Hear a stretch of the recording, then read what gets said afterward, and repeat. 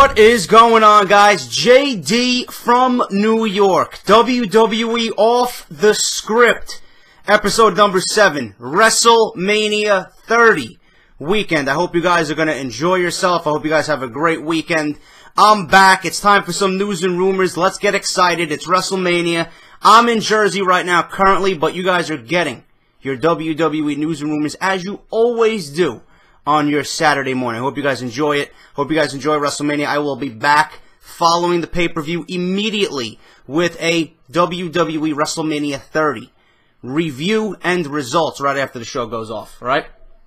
But news and rumors, guys, I don't want to waste any time. I'm actually recording this. You guys are going to watch this on Saturday. I'm recording this on Wednesday because I'm going to Jersey, and I'm going to be spending 4 days down there with my best friend, all right? So you guys are not going to get a complete news and rumors. I found a bunch of stuff that you guys might be interested in, but, you know, for the simple fact that it's WrestleMania, I don't think that there's going to be a lot of news anyway. You know, the majority of the news is going to be what happened on Monday Night Raw, and I know I didn't do a Monday Night Raw review. I fucked around with you guys on April Fool's Day, Tuesday. I hope you guys enjoyed that elaborate plan that me and Mr. Soldier 1HD came up with the night before. Hope you guys enjoyed that. I'm not going anywhere anytime soon.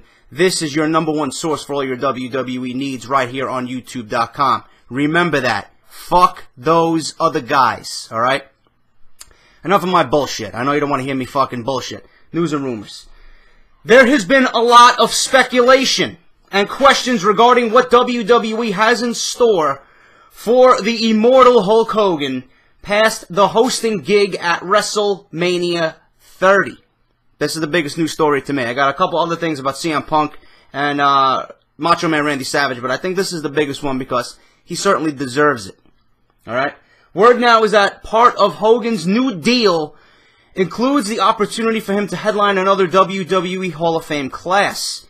It's described as a situation similar to what WWE did with Ric Flair and the Four Horsemen, as they plan to make Hogan a two-time inductee by inducting him as part of the NWO.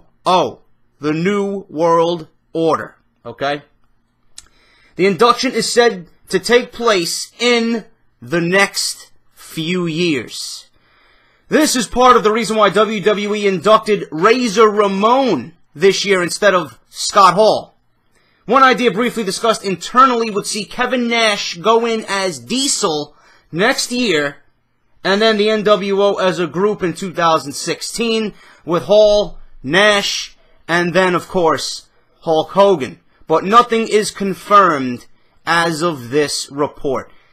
This is one of those things where, you know, you hear rumors of it now, but more than likely this is coming true. It only makes sense. You know, Hulk Hogan, I was never the biggest Hulk Hogan guy. I hated, you know, the good guy Hulk Hogan or the face Hulk Hogan. Growing up, you know, I've told this story several times. Growing up, you know, as you learn the business a little bit more, you know, you know what goes on and how the inner workings of the business work, and you find out what a face and a heel is and all those terminologies.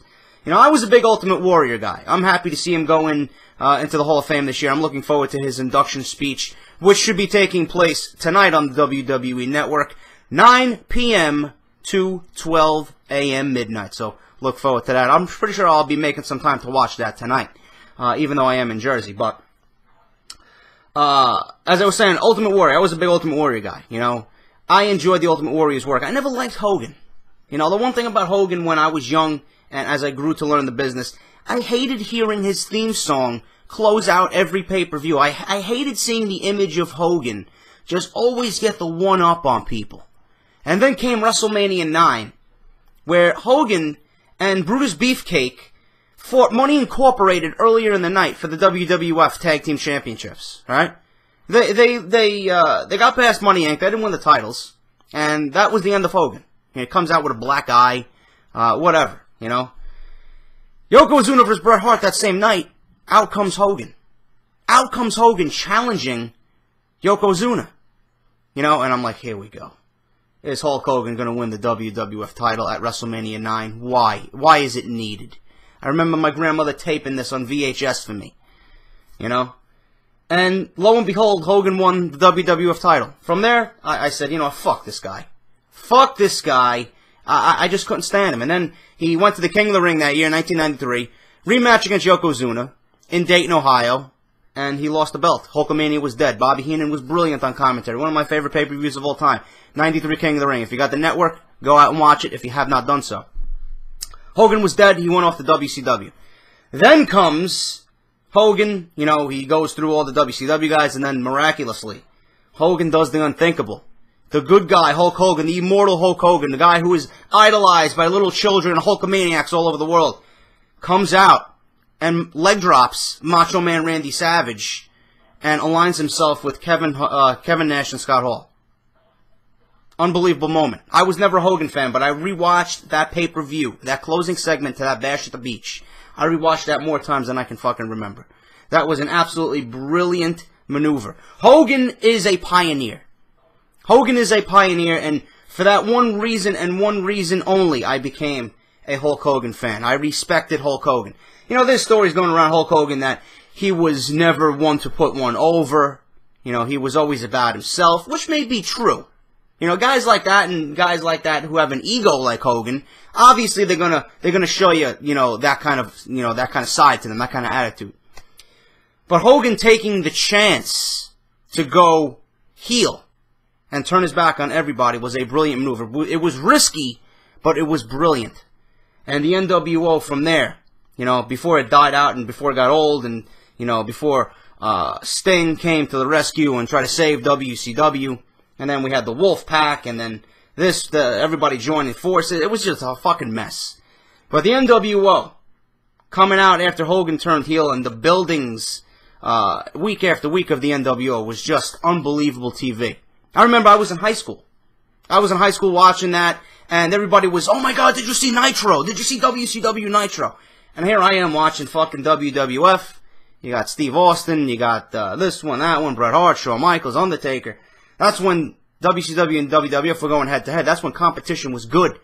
You know, competition is good for business. It's good for the fans. We get the best of both worlds. We get variety. You know? WCW was on the verge of killing WWE. WWE may not even be here right now if WCW didn't fuck up.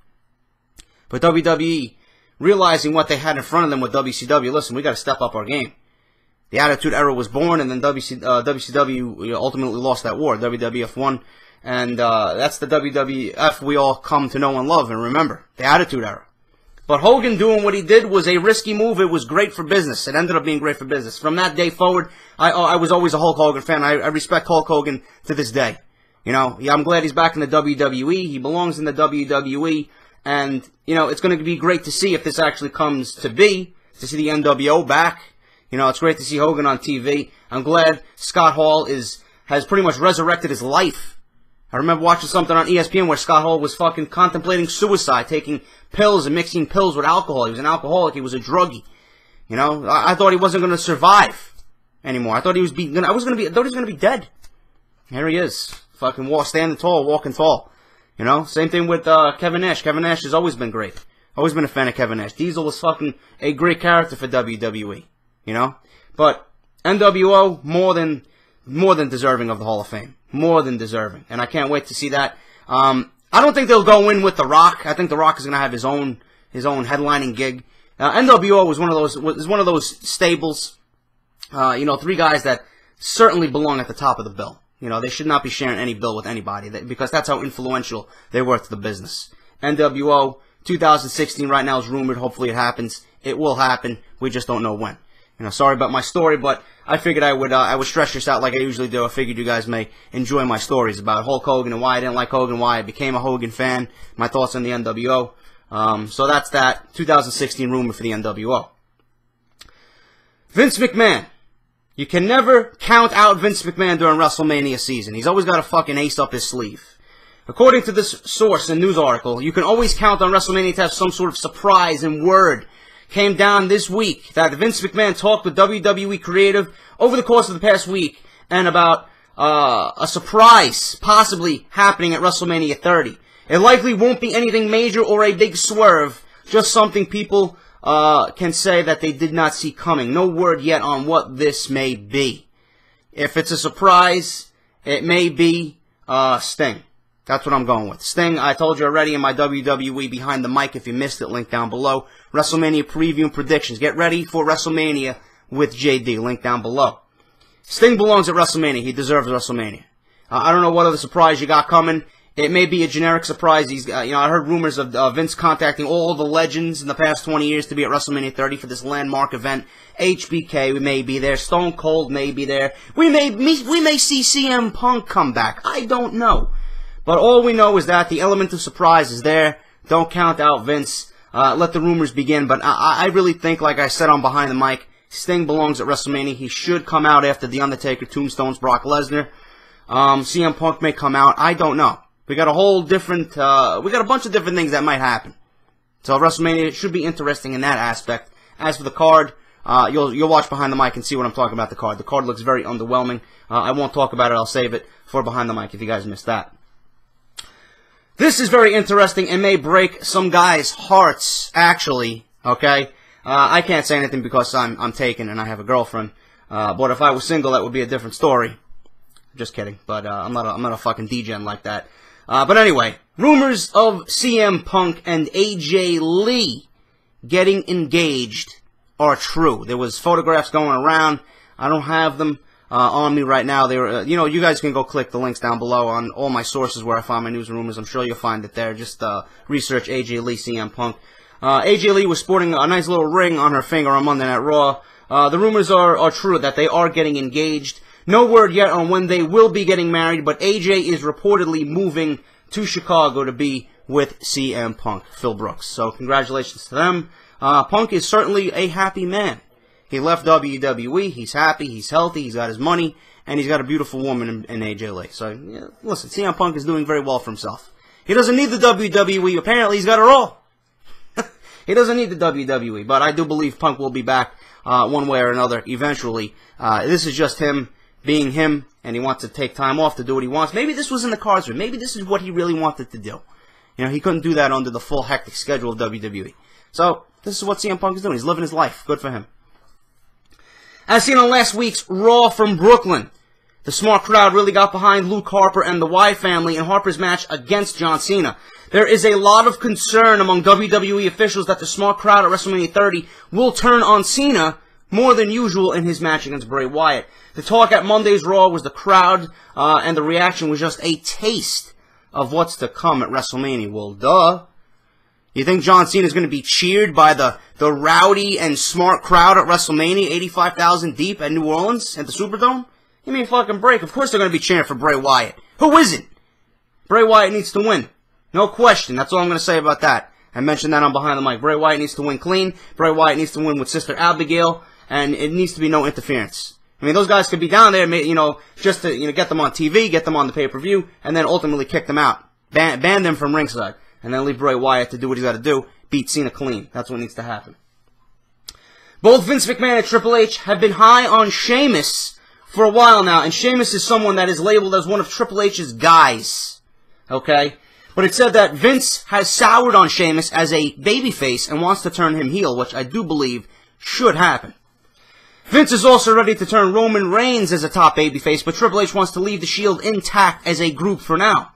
We've noted recently here on Off the Script that Triple H and Vince are differing on angles and are going back and forth on a lot of storylines, which translates to confusion on WWE TV and in the storylines. This does not mean there is a behind-the-scenes feud with Vince and Triple H, as they actually get along quite fine.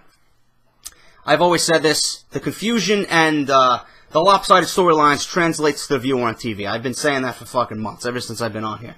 Sheamus really needs to turn babyface, no question.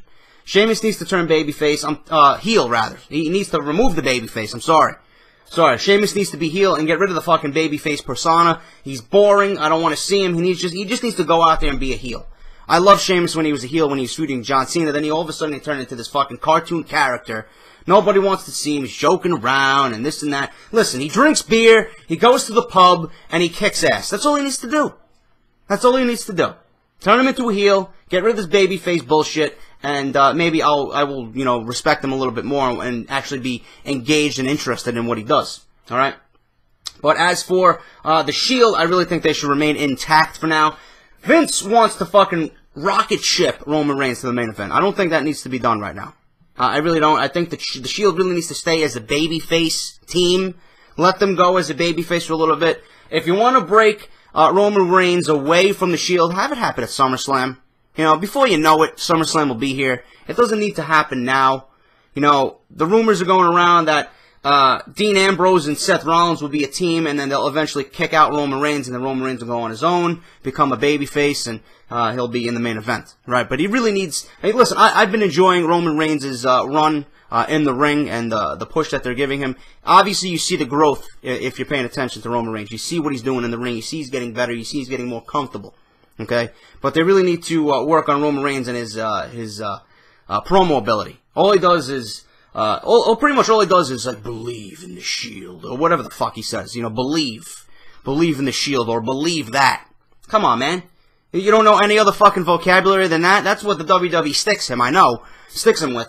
But that's something he really needs to work on. If he's going to break away from the Shield and they're going to kick him out, and he's going to go on his own, he really needs to develop his promo skills. Which I'm sure he has it in him to deliver a great promo. But... you know, he hasn't been doing himself any favors with believe, or believe in the Shield, or whatever the fuck he's talking about. You gotta fucking be a little bit more engaging with your audience, man.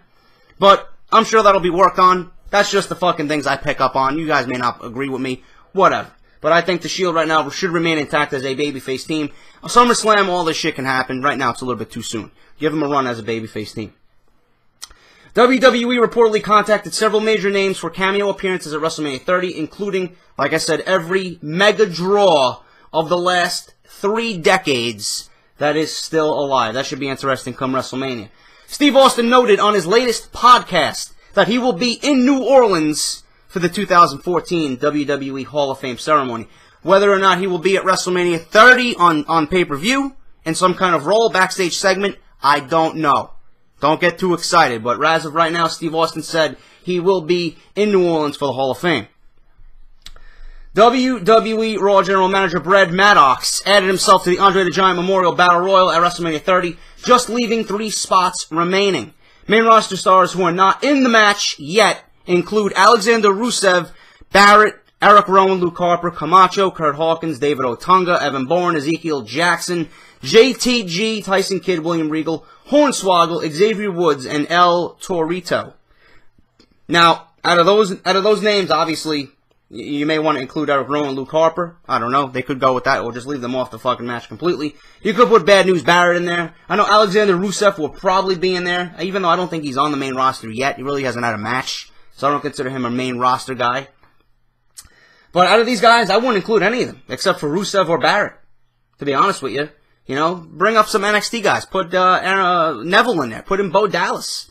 You know, give us some NXT guys. Get them on pay-per-view. Imagine that. Being called up for Andre the Giant Memorial Battle Royal from NXT in WrestleMania 30, being your first pay-per-view. How exciting would that be for a young guy? You know, but I do see Rusev being in that Battle Royal. Rusev may actually win the fucking thing. I don't know. You know, Rusev, my choices right now, Ziggler. I said this on Behind the Mic. Ziggler, Sandow, and Big Show. It only makes sense for the Big Show to win it because he's the only giant in WWE. He's very reminiscent and resembles Andre the Giant, so they may give it to him. I think Ziggler or Sandow deserve it after what they've been through. That's just me. Rusev is another favorite to win it. A lot of people are picking Rusev to win it. Who knows? It should be decent, but I'm not too excited about the Battle Royal as I stated on Behind the Mic. Like I said, if you guys missed that, link is down below. Interesting news article. A lot of you guys have been mentioning Shane McMahon. JD, is Shane McMahon going to be at WrestleMania 30? Is Shane McMahon coming back to the WWE? According to PW Insider, there's a feeling within WWE that Shane McMahon will be backstage at WrestleMania 30.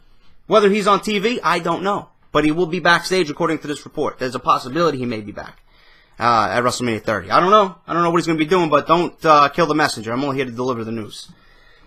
The Rock told Cinema Blend that almost 50 people were fired from working on the Hercules movie he is starring in because they tried to take photos of The Rock in costume for the lead role. Rock and movie producers were very serious about keeping the full look of Hercules under wraps.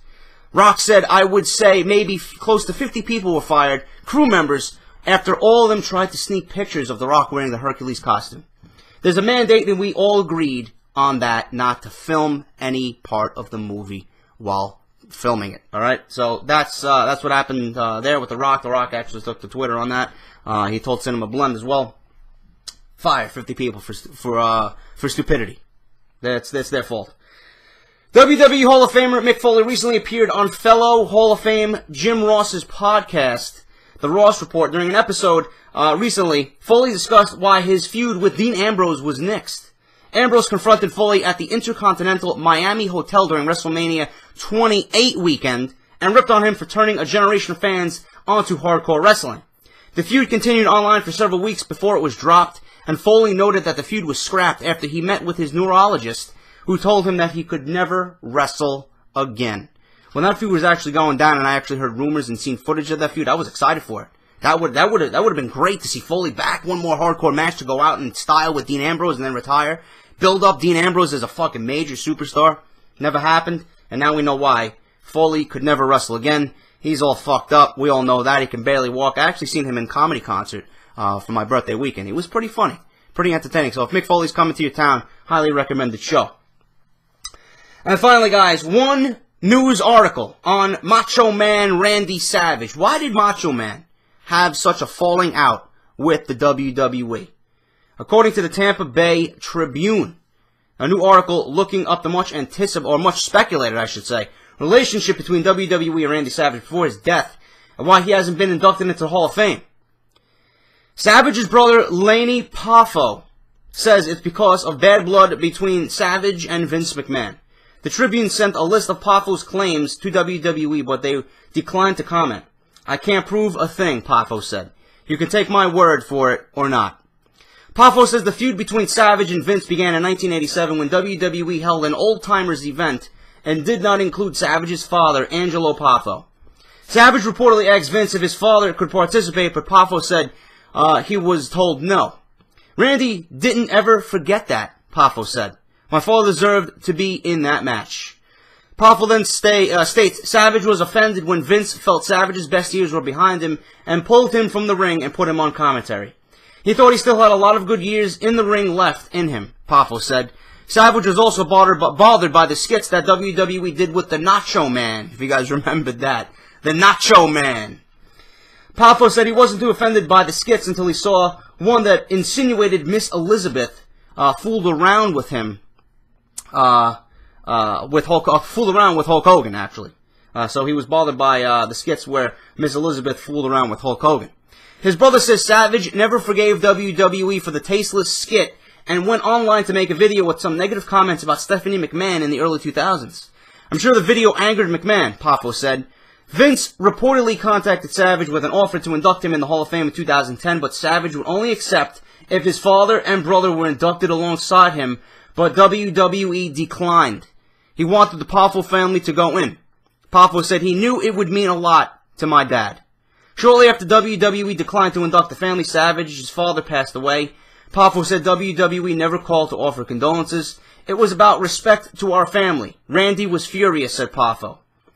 He told me if anything ever happened to him, he should not be put into the Hall of Fame unless it was as the Poffo family. Savage died unexpectedly 1 year later. Poffo says WWE never offered personal condolences to his family. In 2012, WWE called Poffo to ask about inducting Savage after the fact that he passed away.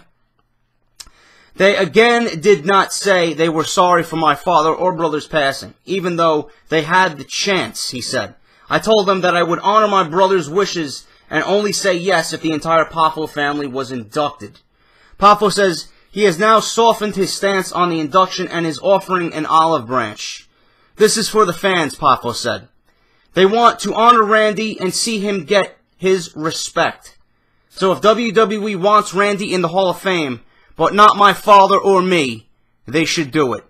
Unless they call my mother and offer their condolences, I will not be there. So, Randy Savage's brother is offering an olive branch. He's offering an olive branch and wants to do it for the fans. He wants his brother Randy Savage, the Macho Man, one of the greatest ever. He wants him in the Hall of Fame because that's what the fans want. I respect Randy Savage's brother about that. I think Randy Savage is long overdue for the Hall of Fame, just like Owen Hart. If there's 1 year that both of them need to go into the Hall of Fame, it should be next year. You know, it's just a long time coming. A long time. Can you imagine that? The Rock, Randy Savage, and then Owen Hart in the Hall of Fame. That may be the greatest Hall of Fame that we've ever seen. You know? But I'm really excited about that. I'm really happy I brought this news article to you guys because I didn't read it before I actually came on here. Randy Savage in the Hall of Fame. Randy's brother wants to do it if the WWE wants. You know, Randy wanted the whole family to go in, but he said, listen, put Randy in the Hall of Fame because that's what the fans want. And that's what this business is. It's about the fucking fans. You know, we enjoyed Randy for all these years. He definitely deserves the admiration and the respect just one more time. Because I remember where I was when fucking Randy passed away. I was actually walking to the fucking bank in Manhattan on 53rd Street. You know, on Madison Avenue in New York City. I'm on my phone and I see a fucking news article. Savage passes away in a car crash. I was like, what the fuck, man? Then I went back and told everyone at work, hey, man, you know who Randy Savage is, right? You know, the Macho Man? Yeah, of course, man. You know, they were like, what? Couldn't believe it. But, another one taken too young. That's what it is. But, you know, he belongs in the Hall of Fame, no question. I won't say anything more than that. It's been a long time coming. It's been long overdue. And Savage definitely belongs in the Hall of Fame. One of my favorites ever. One of the greatest of all time. Definitely belongs in the Hall of Fame. And if you guys enjoyed this episode of Off the Script News and Rumors, let me know what you guys think. I'm going to get back to drinking. I got one day left with my buddy Sean. We're going to go drinking. Hope you guys enjoyed News and Rumors. Let me know what you think down below of the biggest news and rumors this week. WrestleMania 30, guys. Tomorrow night, 7 p.m. Do not miss it. WWE Network or your local pay-per-view provider. I will be watching along with everybody. I'll be tweeting live. So make sure to follow me on Twitter. If you missed Behind the Mic, link down below. If you missed last week's News and Rumors, link down below. If you missed my troll on April Fool's, link is down below. Make sure to check that shit out. And remember, fuck those other guys. This, you see this? This is your #1 source for all your WWE needs right here on YouTube.com. I'll see you guys Sunday after WrestleMania 30. Let's go. Daniel Bryan, new WWE champion. See you guys after WrestleMania.